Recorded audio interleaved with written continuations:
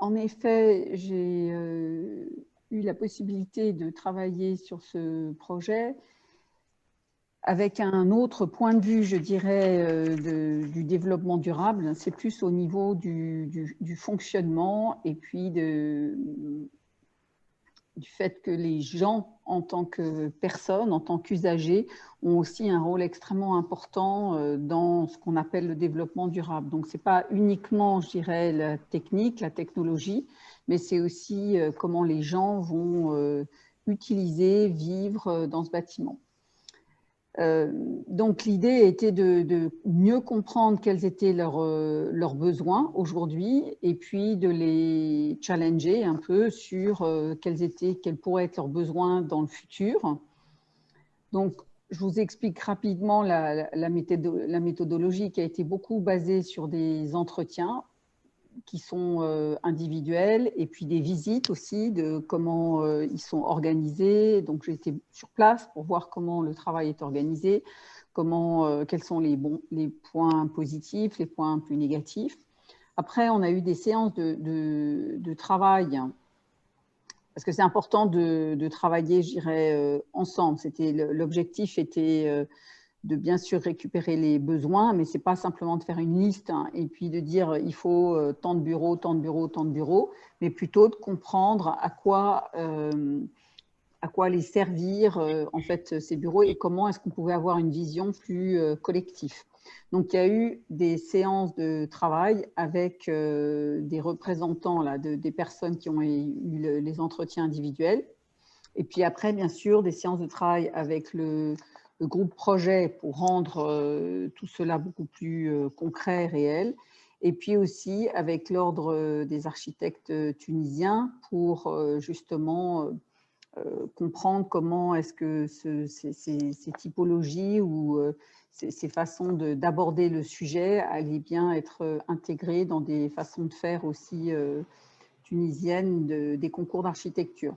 Donc, je vous montre simplement un des schémas, parce que ça, c'est le schéma principal qui a permis de définir en fait toutes les différentes fonctions, de définir quelles sont les parties entourées en orange qui sont les parties publiques, les parties qui sont plus réservées aux employés de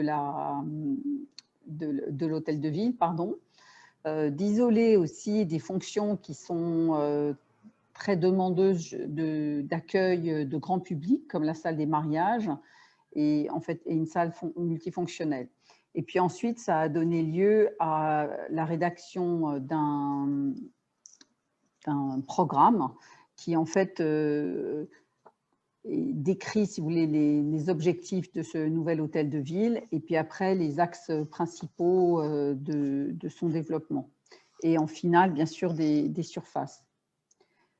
Alors, les objectifs les plus, je dirais, parlants, en fait, sont bien de regrouper sur un seul site. Donc, cette volonté d'être ensemble. Donc, de nouveau, ça a une volonté, je dirais, purement d'efficacité aussi en mètres carrés, parce qu'on va être plus efficace quand on peut partager plus de surfaces communes. Mais c'est aussi une façon d'être plus pertinent, plus accueillant aussi pour les citoyens, parce qu'il y aurait un seul lieu d'accueil qui permettrait de répondre en fait à tous les différents types de services que peuvent amener cette administration. Mais c'est aussi un lieu qui devait du coup accueillir les citoyens par rapport à des démarches démocratiques. Donc, de pouvoir accueillir des associations, de pouvoir accueillir des groupes de discussion, enfin, voilà, de garder aussi d'un point de vue, je dirais, de développement durable, cette démarche très participative. Et puis, un point aussi important était de permettre aux employés de travailler dans un environnement qui soit plus motivant, plus qualitatif que ce qu'ils ont aujourd'hui, mais en même temps pas du tout ostentatoire. Donc, l'idée n'est pas de faire un bâtiment un peu hors proportion ou trop fastueux, c'est pas du tout ça, mais c'est de permettre de commencer à réfléchir à des sujets peut-être de meilleur équilibre entre une vie professionnelle et une vie privée. Donc, on a parlé de mobilité douce, on a parlé de quels étaient les services qu'on pourrait envisager peut-être sur place ou en collaboration avec d'autres qui ne seraient pas très loin. Comment est-ce qu'on peut aussi avoir des repas peut-être plus qualitatifs, enfin voilà, toute une série de questions qui est aussi important parce que plus les gens vont être motivés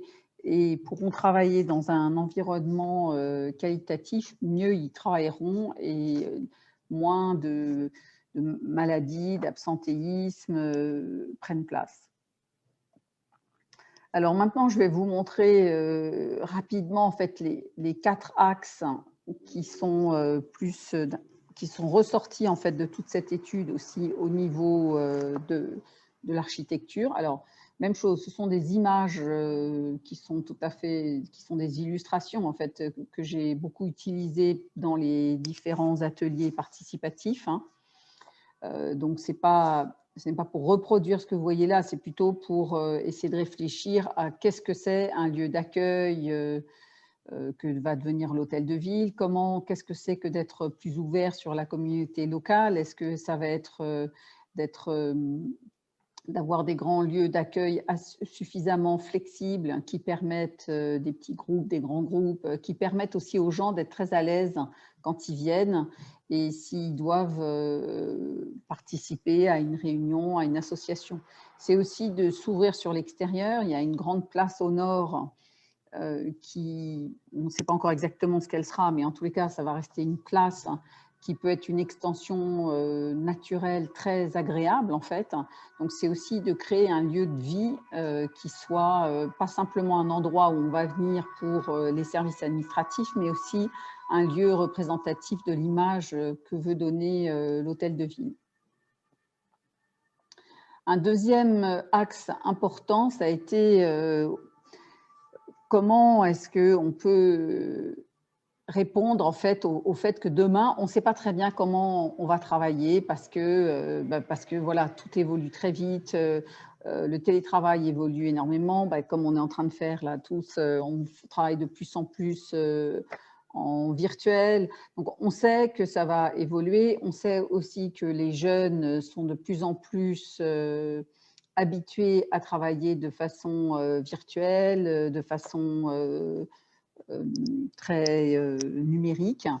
Donc, une des choses qui nous paraissait importante pour garantir aussi la pérennité de ce bâtiment et de ne pas faire un bâtiment qui, quand il va ouvrir, sera déjà un peu vétuste hein, d'un point de vue des usages hein, des espaces, c'est d'avoir un maximum de flexibilité et de se dire qu'on va peut-être plus aller vers des espaces plus ouverts avec des postes de travail à disposition, mais aussi de réduire le nombre de bureaux individuels, tout en offrant quand même une vraie qualité acoustique et une vraie qualité de confidentialité. Donc le principe est de dire qu'il y aurait bien sûr des endroits où les gens pourraient être plutôt dans des espaces ouverts, mais qu'il y aurait aussi beaucoup plus de petites salles de réunion, d'endroits où on peut aller s'isoler pour passer un coup de fil, d'endroits où on peut aller travailler peut-être de façon un peu plus isolée.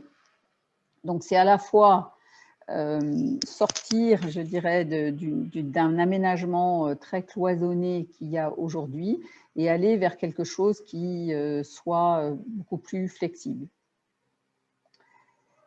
Le troisième axe important, c'était d'augmenter aussi les lieux d'échange entre les personnes. Alors, de nouveau, ce sont des illustrations. Je ne dis pas qu'il faut mettre des poufs, là, comme on voit en bas à gauche, hein. Mais c'est le principe de dire que les échanges, les discussions, elles vont se faire pas forcément au bureau, pas forcément assises derrière un poste de travail. Elles peuvent se faire dans des lieux de détente, elles peuvent se faire dans des lieux de la communauté, elles peuvent se faire autour, bien sûr, d'un café ou d'espace, voyez, très ouvert, très facile à imaginer. Ça peut être, bien sûr, avec des équipements virtuels qu'on peut imaginer très sophistiqués, mais ça peut être aussi tout simplement avec des murs sur lesquels on peut écrire, sur lesquels on peut épingler des informations, sur lesquels on peut partager des choses. Et donc, plus on aura des lieux qui seront ouverts à la collaboration et à l'échange simplement d'informations, plus ça sera facile de travailler de façon efficace. Et le dernier, comment dire, le dernier élément qui était finalement très important, c'est qu'on s'est rendu compte qu'aujourd'hui, les gens avaient plutôt des habitudes où ils mangent assez seuls ou alors ils sortent du bureau.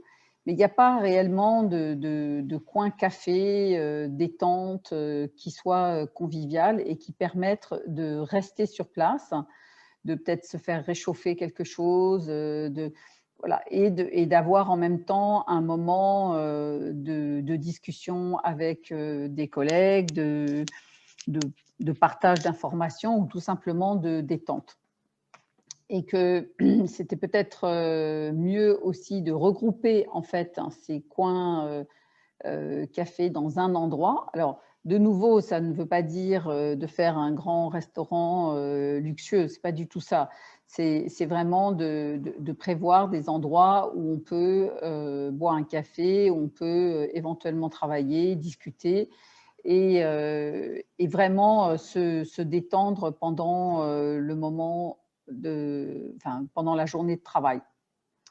Voilà, donc ça, c'est, je dirais, les 4 choses qui étaient les plus importantes. C'est vraiment le fait d'avoir un lieu qui sera pour l'accueil, mais aussi de la communauté. Le fait d'avoir une flexibilité des espaces importante. D'avoir beaucoup plus de lieux de collaboration, parce qu'il y en avait en fait très peu aujourd'hui, sauf les salles très formelles de réunion. Et puis, de prendre en considération aussi ce côté détente, café dans la journée. Voilà, merci beaucoup.